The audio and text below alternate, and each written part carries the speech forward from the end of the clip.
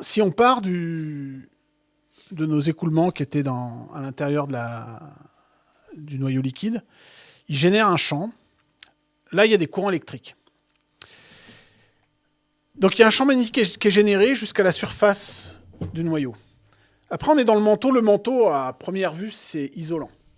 D'accord. Ah oui, c'est vrai, il n'est pas fait de fer ou Bon, quoi. alors, il n'est pas vraiment isolant, parce qu'on peut avoir des courants électriques dans le sol. D'accord. Mais par rapport au noyau, il est quand même largement isolant. Électriquement, je veux dire. Et qu'est-ce qui va se passer pour le champ magnétique quand le champ magnétique va diffuser dans le manteau. Donc il va traverser le manteau. Et nous, à la surface, ce qu'on va mesurer avec notre boussole ou avec notre magnétomètre, c'est le champ magnétique généré dans le noyau qu'a traversé le manteau.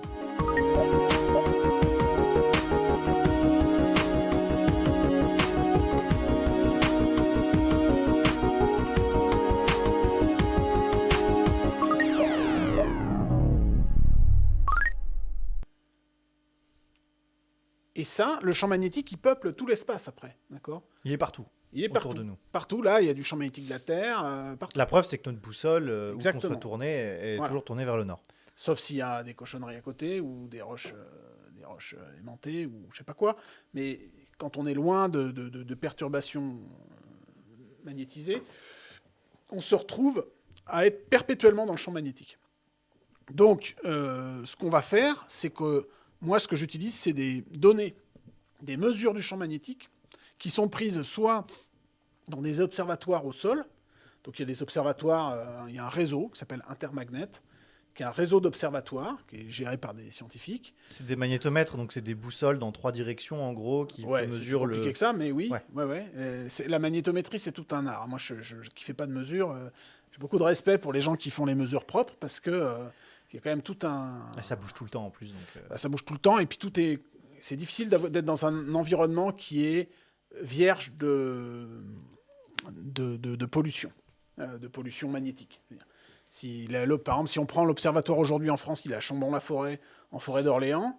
On l'a pas mis. C'est pas pour rien. Ouais. C'est pas pour rien qu'on l'a mis en forêt d'Orléans. Avant, il était à Paris, quoi. Et puis après, on l'a mis à Saint-Maur-les-Fossés, puis après, etc. Donc, on l'a éloigné de Paris au fur et à mesure. Et un observatoire qui était dans une zone vierge de pollution magnétique, au fur et à mesure que la ville s'étend, s'est retrouvé noyé dans... alors, si vous mettez une ligne de chemin de fer, par exemple, c'est abominable, quoi. Une ligne de chemin de fer, c'est pas compliqué. C'est 2 rails, c'est des fils de fer, quoi. Donc, on peut passer des courants électriques là-dedans. Sans qu'on le veuille, mais sans qu'on le veuille, mais il y a des courants électriques qui circulent. Donc ça va être une super bonne pollution pour la mesure magnétique, par exemple. Ah oui, donc c'est super dur d'observer au sol parce qu'il y a plein de perturbations. Ouais, c'est compliqué. Donc on a des observatoires. Alors on a des observatoires partout où on peut en mettre. Alors partout où on peut en mettre, ça va dépendre. Déjà, il faut des sous pour faire un observatoire et payer des gens qui font les mesures. Donc c'est pas partout qu'on en fait. Ensuite, c'est plus facile sur les continents que dans les océans. Dans les océans, on peut en mettre sur des îles, mais sur certaines îles, si c'est des îles volcaniques, les roches volcaniques, c'est aussi une bonne source de pollution. On a un plan du réseau là. On a un plan du réseau Intermagnet, c'est formidable, voilà. Donc on en met partout où on peut, mais c'est pas facile. C'est plus facile dans des pays en paix que dans des pays en guerre. Il y a des questions géopolitiques derrière, c'est-à-dire que on peut pas avoir des observatoires partout facilement, avec des gens qui s'en occupent, qui sont payés, qui acceptent de travailler ensemble aussi et de s'échanger les données. Ça, quand tout va bien, on accepte de travailler ensemble, quoi. Globalement. Mais on vit sur un réseau quand même international de scientifiques, quoi. Et c'est ça que je veux mettre en avant. Et donc après, ça c'est ce qu'on peut faire au niveau du sol. L'intérêt du sol, c'est que comme la Terre elle tourne, si on prend un observatoire, il va voir le Soleil une fois par jour. Ouais. Et quand on fait une mesure magnétique, c'est important parce que nous, ce qu'on mesure, c'est le champ magnétique qui est généré dans la Terre, mais il n'y a pas que lui. C'est peut-être une grosse partie du signal, mais il va y avoir aussi un signal qui va nous venir d'interaction entre la Terre et le Soleil. Dans ce qu'on appelle la magnétosphère et l'ionosphère, qui sont des couches d'atmosphère qu'on ne visite pas fréquemment. Et donc être capable de voir le Soleil une fois par jour, c'est intéressant. Le problème, c'est que donc, dans le référentiel du Soleil, c'est intéressant, où il y a l'axe Terre-Soleil, mais quand on est à la surface de la Terre. Le problème, c'est qu'il y a plein de zones qui sont blanches de mesures magnétiques. Les océans, le Pacifique, c'est une grosse zone où il n'y a quasi pas beaucoup de mesures, quoi. Et donc, on a depuis quelques années des satellites, et ça c'est très intéressant, c'est des satellites en orbite basse, donc ils volent, Swarm, ça vole à peu près à 450-500 km d'altitude. C'est à la même altitude, un tout petit peu plus haut que les astronautes de la station spatiale, mais c'est très très proche, quoi. Je me rappelle c'est 400 km, ouais, la ils sont station un peu spatiale. plus haut. Alors, faut pas qu'on s'éloigne trop, parce que sinon on s'éloigne de la source. Mais on peut pas se rapprocher trop non plus, parce que si on met notre satellite à des altitudes trop basses, la densité de l'atmosphère augmente, et comme la densité de l'atmosphère augmente, ça va freiner le satellite. Et qu'est-ce qui fait un satellite quand il freine? Il tombe. Ouais, Donc si on veut que la mission elle dure assez longtemps, eh ben, il faut qu'elle soit assez haut. l'atmosphère, elle s'arrête pas. Il n'y a pas une limite. Souvent, on dit l'espace commence à 100 km d'altitude parce que c'est l'altitude à partir de laquelle on peut plus faire voler un avion. En tout cas, pour voler, il faudrait qu'il aille plus vite que la vitesse de la libération. C'est-à-dire qu'il partirait tout droit dans l'espace. Donc c'est 100 km d'altitude, mais il y a encore de l'air à cette altitude-là. Bah, Et la station spatiale à 400 km, on est obligé de rallumer les moteurs Ouais. de temps en temps pour la remonter un peu parce qu'elle Ouais. frotte. Donc Ouais. si on met la satellite trop bas, ça le fait pas.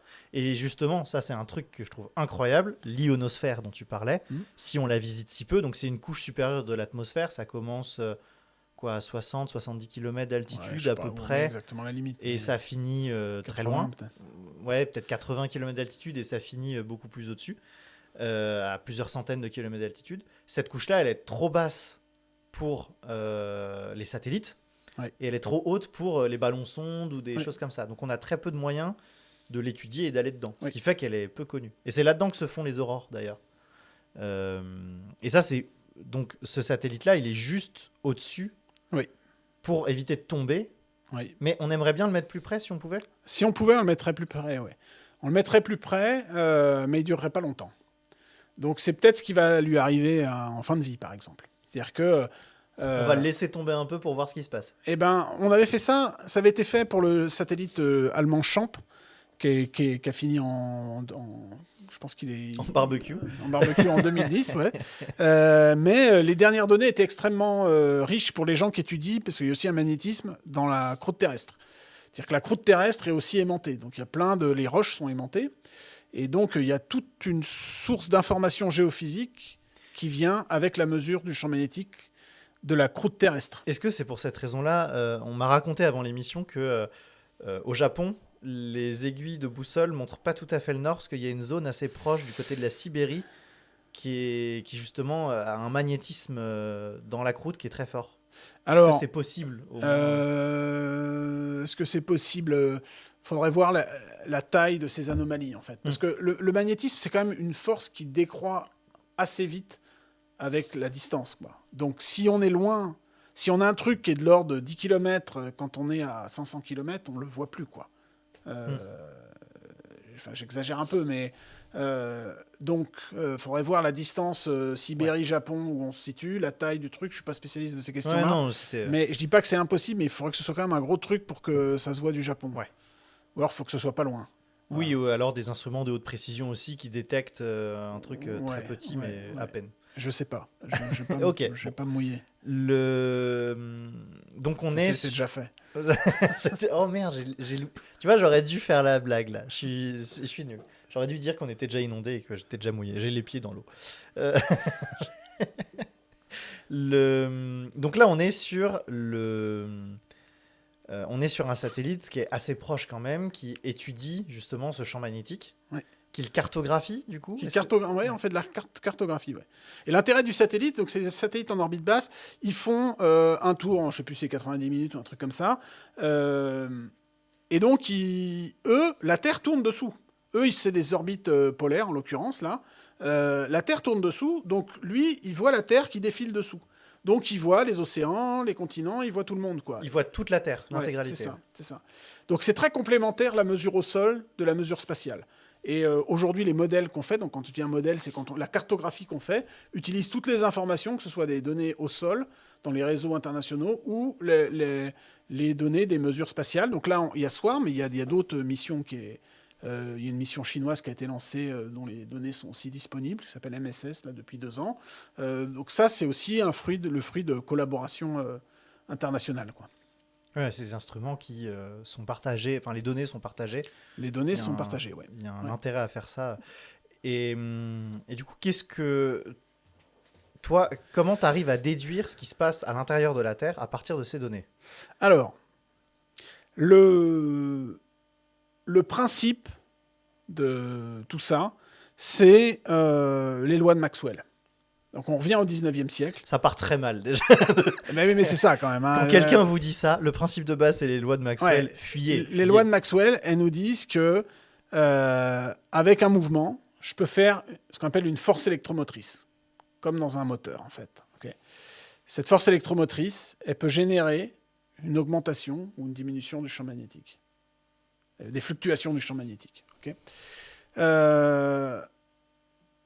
Donc ça veut dire que si je suis capable de mesurer une fluctuation du champ magnétique en temps, je peux indirectement avoir accès à la force électromotrice et donc à l'écoulement qui est à l'origine de tout ça. Donc, en regardant juste la manière dont ça varie, dont ça évolue, oui. J'arrive à déduire ouais. les mouvements mécaniques qu'il y a à l'intérieur. Oui, exactement. C'est incroyable. Oui. Et donc toi, c'est ce que tu fais à peu près, ça. Oui. C'est le gros de mon boulot, c'est ça en fait. C'est d'essayer de voir ce que je peux dire des écoulements à partir des fluctuations du champ magnétique. Alors quand je dis des fluctuations, moi je vais être... quand on regarde, si je prends un magnétogramme d'un observatoire, tout ce qui est à haute fréquence, la seconde, les observateurs au sol, ils nous donnent des données secondes. De la seconde à l'année, en gros, c'est pas du tout quelque chose que je vais pouvoir exploiter moi. Ça va être lié à la physique de la magnétosphère et de l'ionosphère. Donc pour moi, c'est du bruit. C'est pas du bruit instrumental, mais c'est du cochonnerie des autres collègues c'est pas mon sujet d'étude, quoi. C'était ma question. Je sais qu'il y en a qui nous regardent, des autres collègues qui font des cochonneries d'études aussi. Voilà. Toi, en fait, tous les mouvements trop rapides, tu peux pas les exploiter parce que, en fait, là, on a représenté un très beau champ magnétique, bien sphérique et tout. En vrai, celui de la Terre, on peut le dessiner. Il ressemble pas du tout à ça. Je vais le dessiner là. Là, on a la Terre. Et on a son champ magnétique. Là, on va avoir le Soleil. Voilà. Généralement, il y a des gens qui pleurent dans ces cas-là parce que je suis en train de détruire le dessin. On a le champ magnétique, mais en fait, d'un côté, il est un peu écrasé. De l'autre, il a une forme un peu de goutte d'eau, comme ça. De cette manière-là. Parce que le Soleil, il envoie tout le temps de l'électricité. Il envoie ce qu'on appelle le vent solaire. Et qui va interagir, je le schématise vraiment, qui va interagir et qui va modifier la forme de la magnétosphère, qui va faire bouger tout un tas de choses, y compris jusqu'au niveau de très proche de la Terre. Et un exemple simple de ça, c'est la formation des aurores boréales dans l'hémisphère nord et austral dans l'hémisphère sud, qui sont carrément dans l'atmosphère, dans l'ionosphère. Et donc, voilà, là, il y a un dessin et un schéma de comment ça se passe. Et en fait, ce système-là, le satellite qui tourne, swarm dans le champ magnétique, il est dans un champ magnétique qui lui-même est en mouvement tout le temps, ça bouge énormément. Oui. Et donc, moi, c'était une de mes questions en préparant ce live, c'est comment tu fais pour trouver des données intéressantes sur les mouvements subtils à l'intérieur de la Terre, alors même que la magnétosphère est tout le temps en mouvement, elle bouge énormément. Mais en fait, tu t'intéresses pas du tout aux données qui sont rapides comme celles du vent solaire. C'est pas que je m'intéresse pas aux données rapides, c'est que si je veux comprendre ce qui se passe à l'intérieur, il faut que je puisse nettoyer les trucs rapides. D'accord ? Donc, alors, il y a quand même une limite. Grosso modo, aujourd'hui, on sait descendre à des périodes pour le noyau de l'ordre de 2 ans. Tout ce qui est plus court, on y arrive, on a du mal. Tout ce qui est plus long, notre signal du noyau, ça va être du bruit pour les gens qui s'intéresseraient aux basses fréquences dans la magnétosphère, par exemple. D'accord ? Donc, ça veut dire qu'il faut être capable de séparer les sources. Donc, dans notre jargon, il faut qu'on sache séparer les sources. Alors, il y a toute une zone où c'est ambigu, c'est-à-dire que les variations à 100 ans, c'est le noyau. Les variations à 10 jours, dans la mesure, c'est le champ externe. Quand on est autour de l'année, il y en a pour tout le monde, quoi. Et comment on enlève les trucs, il faudrait être capable de séparer les choses proprement. Ça se passerait bien si on avait des mesures partout tout le temps. On saurait faire une cartographie, mais c'est pas le cas. On n'a pas des mesures partout tout le temps. Et donc, on est limité par ce qu'on appelle l'échantillonnage, c'est-à-dire que notre capacité à faire des mesures à tous les points du globe, à tous les points en temps. Donc, il y a une ambiguïté. Et là, on peut combler l'ambiguïté en partie avec des modèles théoriques ou mathématiques, mais pas complètement. Donc, il y a toute une zone un peu grise où on arrive à nettoyer un peu, mais pas complètement. Et donc, nous, on a tout intérêt à aller chercher ce qui se passe vers les hautes fréquences, mais c'est d'autant plus difficile qu'il y a le champ externe, et c'est aussi d'autant plus difficile que plus je vais vers des hautes fréquences, plus le signal qui vient du noyau est ténu. Donc je vais chercher une aiguille dans une botte de foin au bout d'un moment, quoi. Donc aujourd'hui, on descend à une paire d'années, et c'est déjà pas mal. Mais ça veut dire que si je veux avoir un peu de dynamique dans mes mesures magnétiques qui m'indiquent quelque chose sur le noyau, il faut que je fasse des mesures sur longtemps. Dire que